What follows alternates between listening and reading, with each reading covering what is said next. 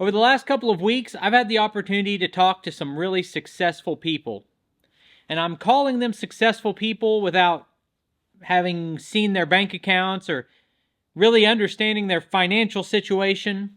I'm calling them successful because in an hour-long conversation, I could tell with 100% confidence that they loved what they were doing with their lives and they were finding fulfillment in it. And I guess that's the highest definition of success. So today, I'm just going to do some talking, share some thoughts. No expert at anything, just some guy with an opinion. And if you guys can handle listening to me for 10 minutes or however long this takes, I'd love to hear your thoughts on what defines success or anything else I have to say. So we're going to talk about money. We're going to talk about what you do for a living. We're also going to talk just more in general. So I listen to a lot of like motivational or productivity or business type of videos. And I'm always looking at how I can be more productive because I'm always driven to how can I do more? How can I be more? How can I learn more?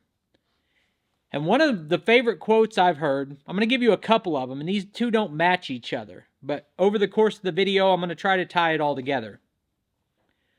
The first one is that contentment in life comes from making progress towards a meaningful goal.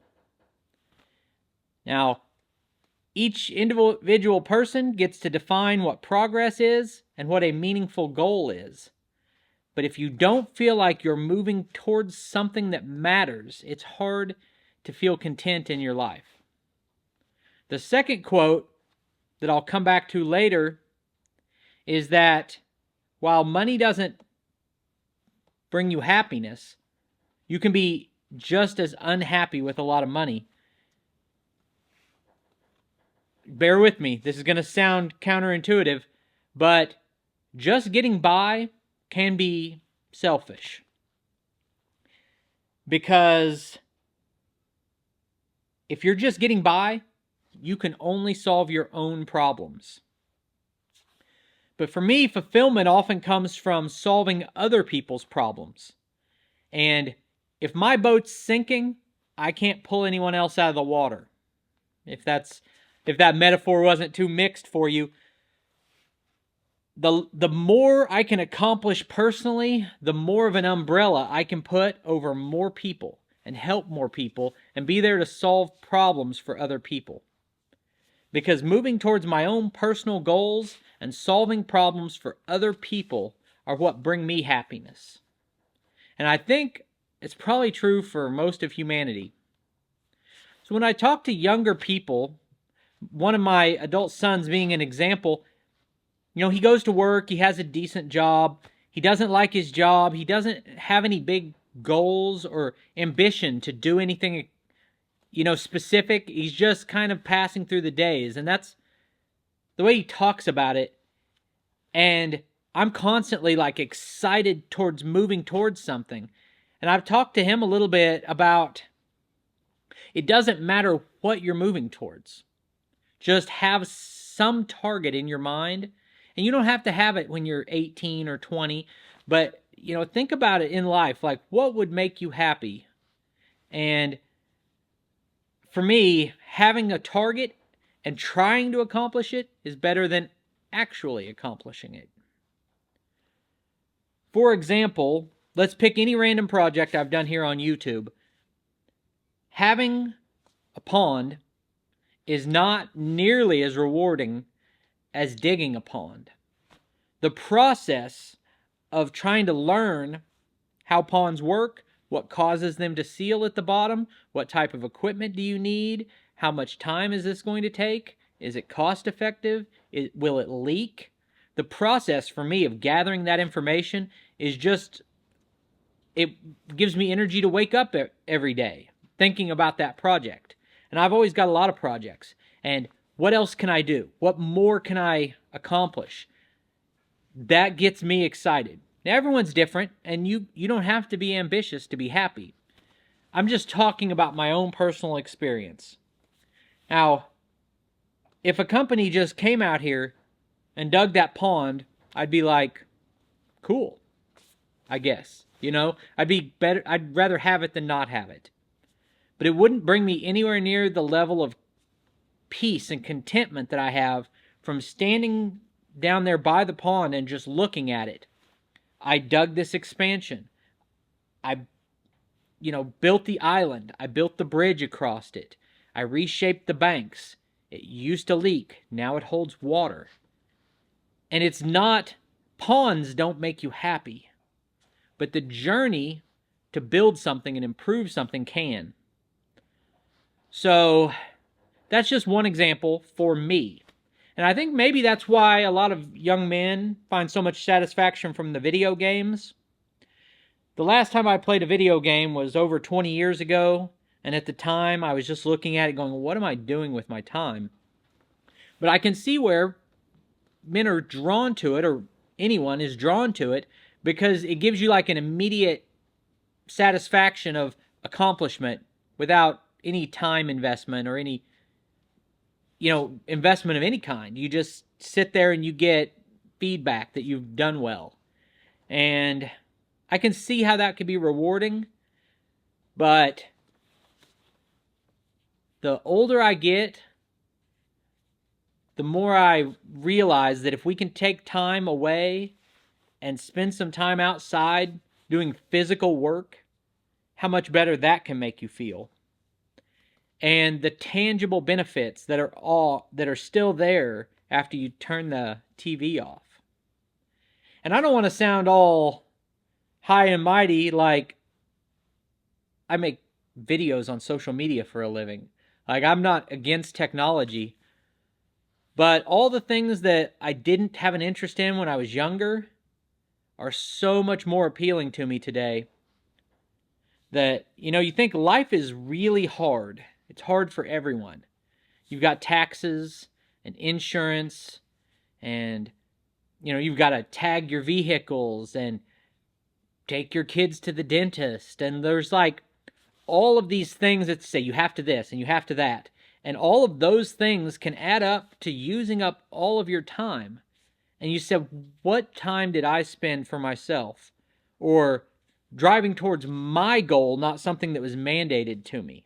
What percentage of my time is spent trying to, fill all these boxes of other junk that society says we have to do?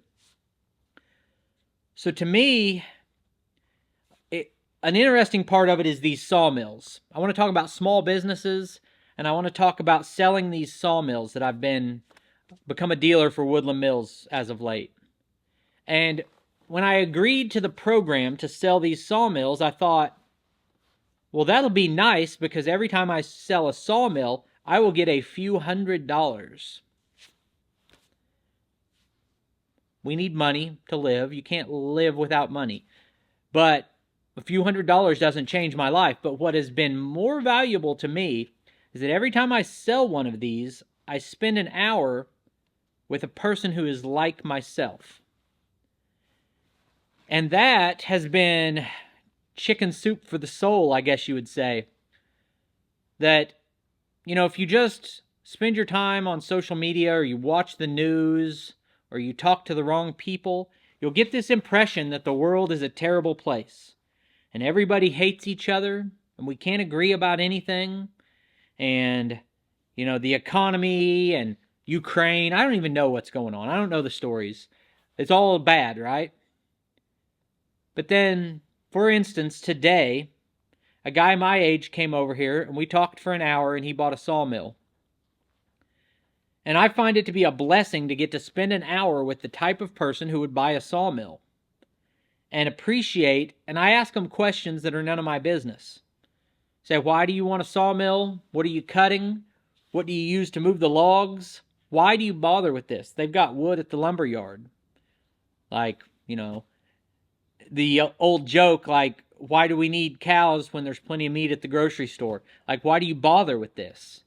And to hear him say, I just enjoy making something with my hands. It's so refreshing compared to what you would find online, that there are just millions of guys like me who are just wanting to make something and create something and have something to be proud of and like to work outdoors and want to live a simple life. And as I look at my kids, I'm worried that we're going to lose that on some level. But then when I look at myself, I think there's still hope. But I think there's a lot of young people. Well, if you look at our generation, like 3 generations ago, blacksmithing was a real thing. Now, everything's made from injection molding and assembly lines, and the art of blacksmithing or a million other things like that are kind of going away. And I wonder, you know, there's a revolution right now that guys my age are milling lumber and building their own structures and doing all this type of thing. I wonder if the younger generation is going to carry that on.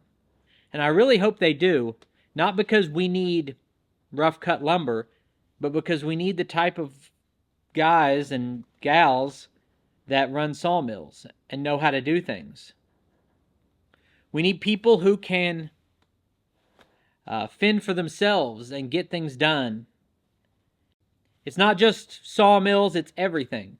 If you've got a tractor, you can solve your neighbor's problem. And I've already mentioned it, I find tremendous satisfaction from getting a message that said, hey, this person has a plumbing problem, can you help? And I said, well, I'm not a plumber, I'm not an expert, but I'll show up and I'll see. Do they need a hole dug? I can dig a hole with it pretty quick. I got a machine. I've done plumbing. I might be able to help them out. And then when that person says, you know, what do I owe you? And I can see it in their face that they're hoping for a low number because they don't have any money. Maybe. And it's not like, you know, I'm not a wealthy person by any means. I don't have any stockpiles of money. I go hand to mouth. But whenever I can show up to their house and think, well, I ought to charge them $300 for helping them with this, and say, oh, it doesn't, you know, you don't owe me anything. And just the relief on their face when they might have already been having one heck of a bad week and they're buying supplies and their water's out or whatever the case may be. The car's broke down. Somebody wants $300 to tow it to the dealership or $150 or whatever it is to tow their vehicle. Say, yeah, I got a trailer we can haul that on. The good feeling you get from being able to solve someone else's problem is priceless. I'm not doing them a favor. I'm doing myself a favor by giving myself that feeling of satisfaction from helping somebody. And I told my son, like, I'm not rushing you to have kids, you know, get your life all figured out and that'll happen when it happens. But the minute you become responsible for someone else, it changes everything. And I've learned that becoming responsible for more and more and more people is a very satisfying thing. Now, when someone calls me and they say, hey, I got a problem, and I'm like, well, it's cold outside, I was getting ready to watch a football game, I don't feel like it. You don't always feel like it in the moment, but it's the right thing to do if you can be that person.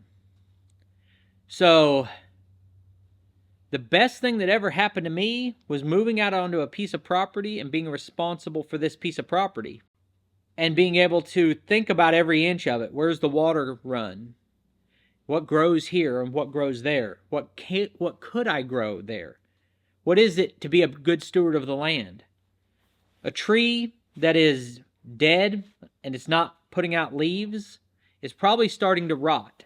If I do nothing, that tree will eventually fall in a storm, rot on the ground, decompose, enrich the soil, that whole cycle. But there's a better path for that tree. If you can tell it's dying and you go harvest that and the wood's still hard, you can heat someone's home. You can, make lumber, create a custom piece of furniture. So the ability to be a steward of this land and that responsibility for that is a huge honor that brings me satisfaction in life. I feel like it makes me successful, even though I don't have a 401k with a bunch of money in it. I know this is going all over the place, guys, but I'm not trying to make a point. I'm just talking. Just stream of consciousness, what's on my mind. I had someone who drove up here from Texas last week, and he ran a successful business. And I have tremendous respect for people who run a business because it's hard. I ran a business in here. I employed people. It ran its course. On a certain level, I feel like it failed, but it was a great experience, and the people who worked here enjoyed their time here, I think. But I talked to someone, he came up from Texas, and he told me about the business he ran and where it got him in life, and he sold that business, and he had some money in the bank. And he said an interesting thing that I think is an interesting tangent to this. He had that money in the bank, and when you look at the way the economy is and everything, he said he felt like a piece of equipment was worth more than the money. So let's say right now I had $50,000 and I put it in the bank, and I had the option instead to buy a $50,000 machine. Well, wait 3 years, that $50,000 machine might be worth $65,000 and done all this work. Like, money is becoming worth less. It's a crazy world where investing should be, saving money should be like the most secure thing you can do. But when every 10 years your money's worth half what it used to be, just every day that your money sits there, it's worth less than the day before. And I find that to be unsettling a little bit. Now, if you watch my videos, you'll notice I'm always talking about making money. I want to have the ability to make money when needed. And I think it's important to earn enough money to take some of the stress out of your life. I said earlier that just getting by will never lead to contentment. People are like, well, I don't want to be greedy trying to make too much money. If you can barely get by, your life is full of stress. We only get to live this life one time. And living it stressed the entire time is a bad deal. I mean, I've spent so many hours worried about things that never happened. And so anything we can do to reduce the stress level in our lives is a good thing. And that's the number one reason that, I'll repeat, money won't buy happiness. Money doesn't make you happy. There's a lot of unhappy rich people. But having enough to take the stress out of your life is invaluable.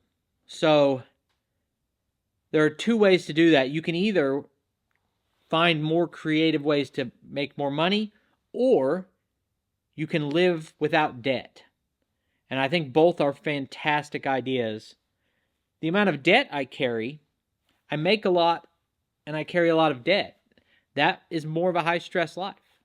So that's some wisdom that I've heard for years and years and years and didn't follow. And I'm going to try to move towards it, is removing debt from my life.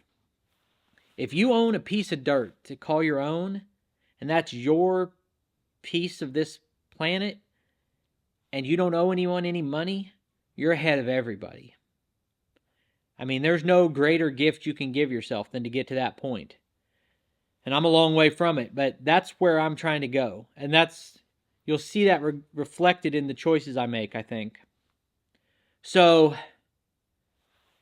there's the idea that you need to make enough that you don't live every day in stress. And if you ever hit the point where you make enough money that you can provide for yourself and have a little bit left, now you're giving yourself a huge blessing. Because if you have more than you need, you don't have to hoard it and try to get rich. You can start to do for others. Even if that just means I'm going to work for you and not charge you any money. But also, if you can literally just give, it's a huge blessing. Among the people I talked to this week, 2 own some successful businesses revolved around equipment. They've started their own business manufacturing something or selling a product that is the type of product I would show on my channel. I have so much respect for the people who do that because it's hard. And one of them told me, I asked him straight out. I said, you've got a great product that could be highly profitable. What is your preference? And I said, I know this is none of my business, but I'm just a curious guy.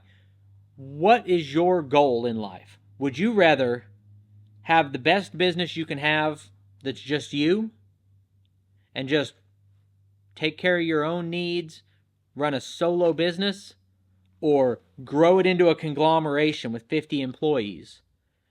And he said, I just want to do enough for myself. So he came from a company, he had a corporate job, very successful individual, made a lot of money, and said, this isn't for me. I would rather run tractors on my own property, just play around, and make enough money to live that life. I have so much respect for that. It's a lesson I've learned. All I want is to make enough money to have freedom of choice, to live my life the way I want to live it, and to help other people. So that's my definition of success. And all the guys who come here and they're 40 or 50 or 60 years old, and they've worked hard all their lives, and now they've got their own piece of dirt, and they've got a couple of machines that are paid for, and now they say, I think I'll start making my own boards with a Woodland Mills sawmill. I have so much respect for that. And like I said, I don't have a point to make. There's no big grand wrap-up for it. Spend some time outside. Try to reduce the stress in your life. Watch videos from Rock Hill Farms. I appreciate you taking time to watch. I'll put links on the screen to a couple more of our videos, and I'll see you next time.